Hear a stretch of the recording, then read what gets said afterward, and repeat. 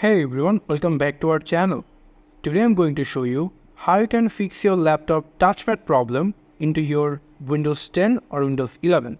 So without wasting any time, let's get started. So first we'll come over our start icon and click on your right mouse button and go for Device Manager. And after that, here is our Device Manager and we will be looking for these mice and other pointing devices. Open them and make sure update all that 3 HID complaint mounts.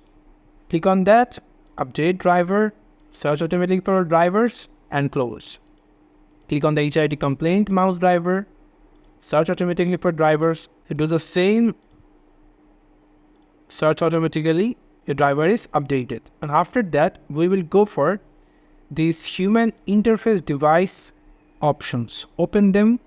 And here you will find HID compliant touchpad option.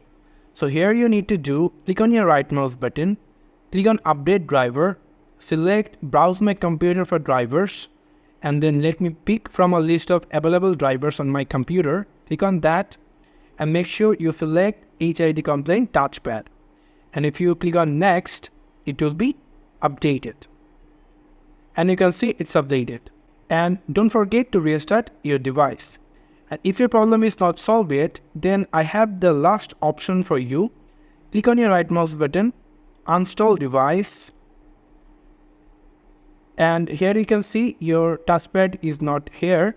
So basically you just need to come over this action section and click on scan for hardware changes. And after that you can see your HID compliant touchpad drivers is installed automatically.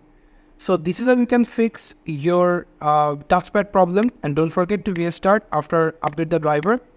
So thank you so much for watching this video. I hope to see you in another video. Till then, goodbye.